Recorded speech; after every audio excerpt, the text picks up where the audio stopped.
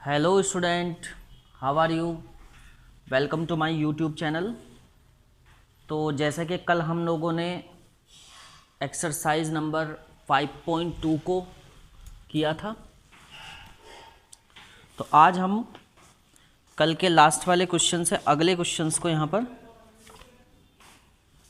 Explain करेंगे, solve करेंगे। अगर आप मेरे चैनल पर नए हैं तो प्लीज़ चैनल को सब्सक्राइब कर लीजिए। पर डे क्लास होती है, रोज़ आपको वीडियो मिलता है अगली क्लास के लिए। तो please subscribe to my channel for that type knowledgeable videos. तो स्टूडेंट, कल हम लोग क्वेश्चन नंबर 10 तक पहुँचे थे। आज हम लोग क्वेश्चन नंबर 11 पर हैं। Question number 11, which term of AP which term of AP 3, 15, 27, 39 will be 132 more than its 54 term? चलिए पेज नंबर 106 ओपन कर लेंगे सभी स्टूडेंट। NCERT का पेज नंबर 106। तो पेज नंबर 106 पर एक्सरसाइज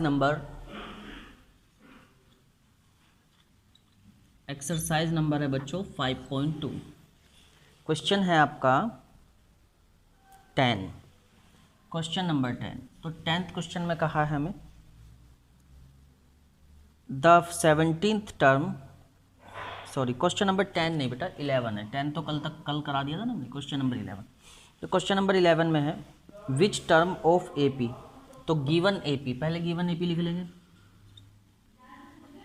गिवन AP जो हमें AP दी हुई है वो कौन सी है? 3, 15, 27, 39। 3, 15, 27 एंड 39। तो इसका कौन सा टर्म 132 ज़्यादा होगा इसके 54th टर्म से?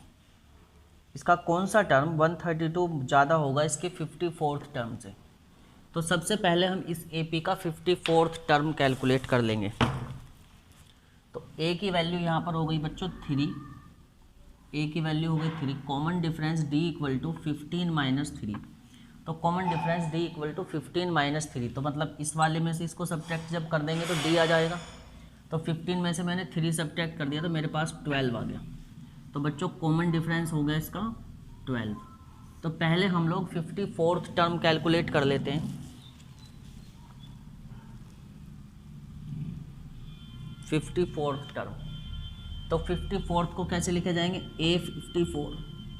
A54 equal to A plus n-1 होता है तो 53D के बराबर होगा। A plus n-1 into D मतलब कि A प्लस 53D। तो A54 मतलब 54th term of the given AP। A की वैल्यू 3 रख दो प्लस 53 मल्टीप्लाई बाई D की मल्टीप्लाई हम 12 से कर लेंगे। 3 प्लस 53 का मल्टीप्लाई 12 से करता हूँ। 53 मल्टीप्लाई बाई 12, 12 3 जा 36 का 3, 12 5 जा 60 और 3 63। देख लीजिए एक बार टैली कर लेंगे। 36 3 कैरी हो गया, 12 5 जा हो गया 60 और 3 63। यहाँ पर लिखेंगे हम 636। तो A54 इक्वल टू 636 में 3 को ऐड कर लीजिए 639।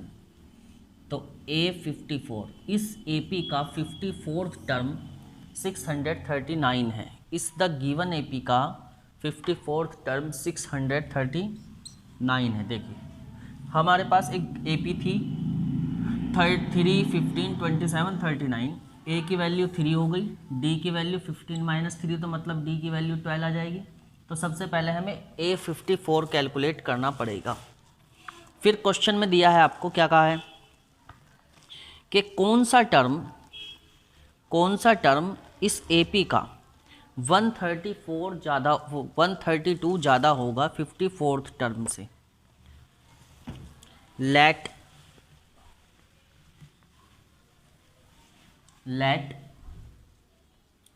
nth term of given AP be (132) more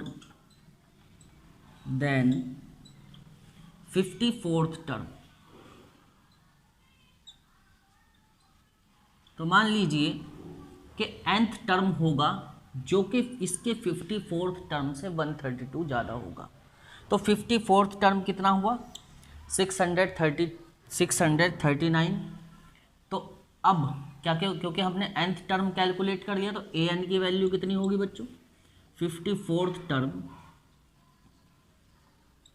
plus 132, तभी तो an आएगा। तो 54th टर्म हमने कैलकुलेट कर लिया 639 प्लस ऐड कर देंगे 132 को, 639 प्लस 132, तो 639 प्लस 132 करते हैं 771। तो an हुआ आपका 771। अब हमें n की वैल्यू कैलकुलेट करनी होगी।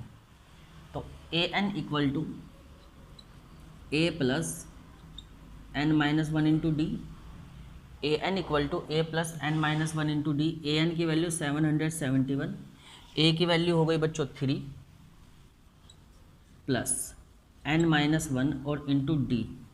तो d का वैल्यू है अपने पास 12, तो 12 की मल्टीप्लाई करनी पड़ेगी। 771 equal to 3 plus 12n minus 12। तो अब माइनस 12 में से 3 सब्ट्रैक्ट कर लेंगे। 771 इक्वल टू, देखो 12 में से 3 सब्ट्रैक्ट करा तो कितना बचा हमारे पास 9, 12n plus minus 9, 12n minus 9। अब ये वाला 9 इधर से इधर ट्रांसफ़र होगा तो ये माइनस से प्लस में कन्वर्ट हो जाएगा। तो इसी प्रकार 771 प्लस 9 इक्वल टू 12n। तो ये कितना हुआ हमारे पास 780 हो गया 12n। तो n कितना आएगा बच्चों 780/12।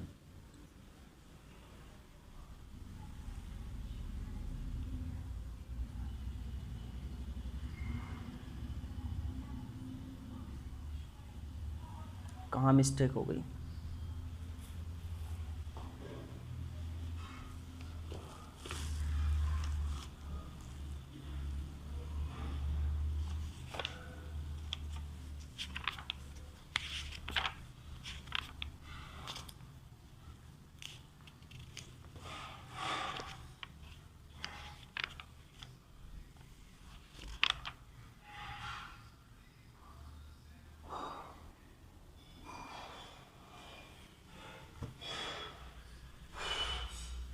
तो हम 780 को 12 से डिवाइड करके देखते हैं तो कितनी बार 72। अब हमारे पास बचा बच्चों 6 और 0, 12 पंजे 60, तो ये हो गया कैंसिल। तो n की वैल्यू आ गई 65, n की वैल्यू आ गई 65। तो 65th term of given AP be 132 more than its 54th term, its 54th term answer. तो इस प्रकार ये क्वेश्चन सॉल्व होता है। तो हमारे पास AP हमें दिया था 3, 15, 27, 39। तो a की वैल्यू 3, d हमने निकाला 15 माइनस 3 तो 12 होगा। a 54, पहले हमें 54th टर्म कैलकुलेट करना था क्योंकि क्वेश्चन में कहा था कि ऐसा कौन सा टर्म होगा जो 54th टर्म से 132 ज़्यादा होगा। ऐसा कौन सा टर्म होगा जो कि 54th टर्म से 132 ज़्यादा होगा। तो हमने यहाँ कंसिडर कर लिया let nth term of given AP be 132 more than 54th term. तो इस तरीके से an equal to 54th term plus 132 आ जाएगा। तो इसलिए 639, क्योंकि हमने 54th टर्म कैलकुलेट करा, 639 plus 132, an equal to 771, an equal to a plus n minus 1 से फिर हमने सोल्व कर लिया, तो n को 780 को 12 से डिवाइड कर दिया, n की वैल्यू 65 आ गई। तो इस तरीके से 64th term be 132 more than its 54th term, तो गिवन ए पी है हमारे पास। तो चलिए स्टूडेंट अब नेक्स्ट क्वेश्चन सोल्व करते हैं, क्वेश्चन नंबर 12।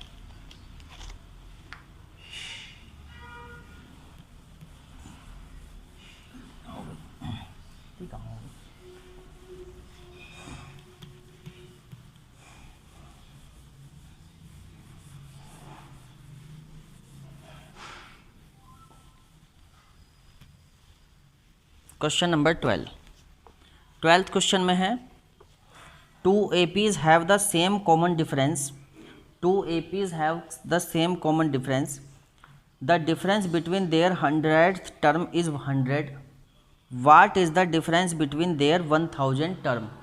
ये क्वेश्चन है, क्वेश्चन नंबर 12। तो गिवन क्या है, पहले ये देखते हैं कि गिवन क्या है। गिवन क्या है हमारे पास, गिवन है बच्चों के कॉमन डिफरेंस सेम है, two APs have the same common difference. तो कॉमन डिफरेंस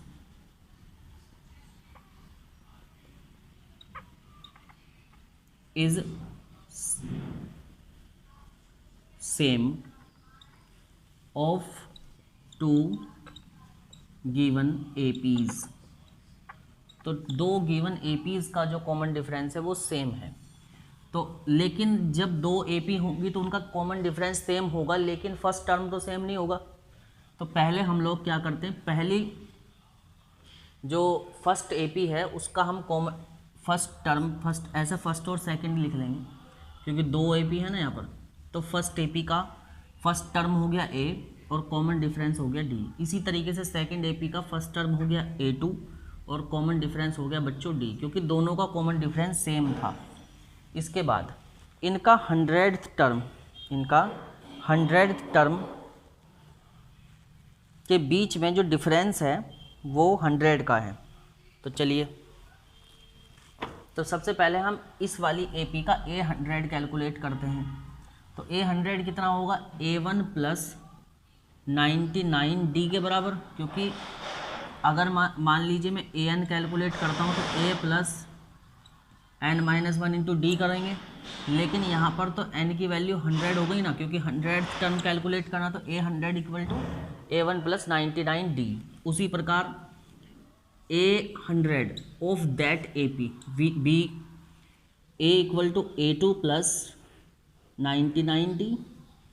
अब हम इसको इक्वेशन फर्स्ट मान लेते हैं, ये इक्वेशन सेकंड मान लेते हैं। तो equation first minus equation second करते हैं, equation first minus equation second. तो यहाँ पर इक्वेशन फर्स्ट क्या है कि ये 100th term of first AP है और ये 100th term of second AP है। तो मतलब दोनों को मैंने डिफरेंस कर लिया। तो ये फर्स्ट AP के लिए ले रहा हूँ मैं, ये सेकंड AP के लिए। तो फर्स्ट AP में फर्स्ट टर्म मेरे पास A1 था और कॉमन डिफरेंस D था। उसी तरह सेकंड AP में मेरे पास फर्स्ट टर्म A2 था और सेकंड टर्म D था। तो यहाँ पर इसको ऐसे लेट भी कर सकते हो आप, लेट फॉर फर्स्ट AP और लेट फॉर सेकंड AP, ऐसे भी कर सकते हैं। तो इस तरीके से इक्वेशन फर्स्ट में से इक्वेशन सेकंड को सब्ट्रैक्ट करेंगे तो हम A100 मतलब इस वाली AP के 100th टर्म में से इस वाली AP के 100 टर्म को सब्ट्रैक्ट करेंगे। तो इस तरीके से करेंगे, तो इनके बीच में जो कॉमन डिफरेंस है वो 100 के बराबर होगा, क्योंकि वो गिवन है। तो इस तरीके से A1 plus 99D minus A2 minus 99D equal किसके होगा, 100 के, क्योंकि दिस इज गिवन, ये गिवन स्टेटमेंट है। तो A1 minus A2 equal to क्या हुआ हमारे पास, 100 हुआ। A1 minus A2 equal to 100, ये हमारे पास बन गई बच्चों फर्स्ट इक्वेशन। अब for first AP, for first AP A1000, तो मतलब 1000th term of first AP, 1000th term of first AP, क्योंकि अब हमें क्वेश्चन में कहा है कि उनके 1000 टर्म के बीच में कितना डिफरेंस होगा। A1000 equal to A1 plus 1000 minus 1 into D. उसी तरह 4 सेकेंड AP, 4 सेकेंड AP, दूसरी AP के लिए भी A1000 कैलकुलेट करना होगा। A1000 equal to A2 plus 1000 minus 1 into D, क्योंकि कॉमन डिफरेंस दोनों का सेम है तो माइनस डी ही कर लेंगे। तो A1000 for first AP B, A1 plus 999D। उसी तरीके से A1000 for second AP B, A2 plus 999D। अब ये इक्वेशन हमारे पास हो गई।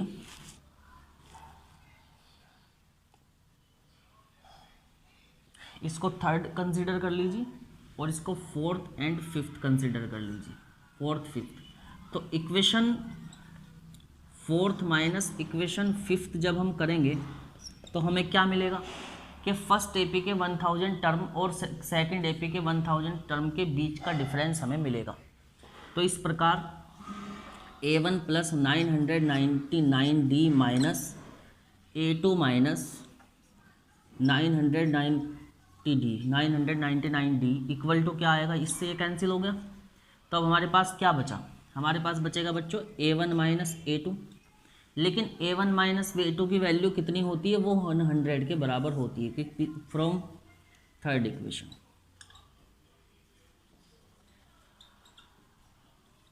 तो इसीलिए दोनों इक्वेशन के बीच में 1000 टर्म के बीच में भी 100 का डिफरेंस रहेगा और 100 टर्म के बीच में भी 100 का डिफरेंस रहेगा, जो आपको पहले दिया हुआ था।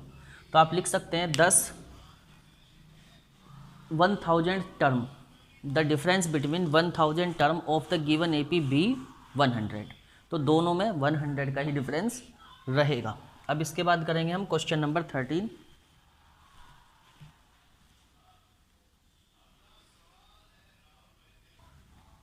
तो अब क्वेश्चन नंबर 13 को सॉल्व करेंगे बच्चों। 12 तक क्वेश्चन हमने कर लिए। अब question number 13, how many 3 digit number are divisible by 7। How many 3 digit numbers are divisible by 7। How many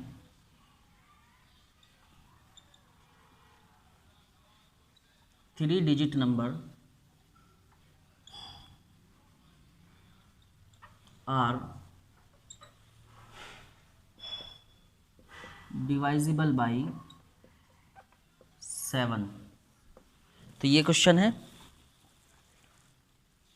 कि 7 से 3 डिजिट नंबर कितने डिवाइजिबल हैं।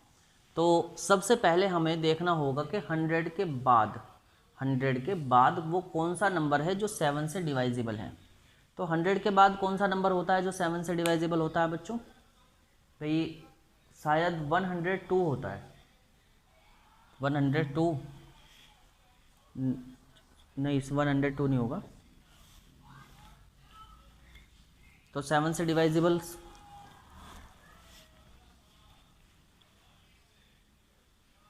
डिवाइजिबल तो हमारे पास कौन सा नंबर हो सकता है भाई, 100 के बाद 101। तो 101 तो 7 से डिवाइजिबल नहीं होता।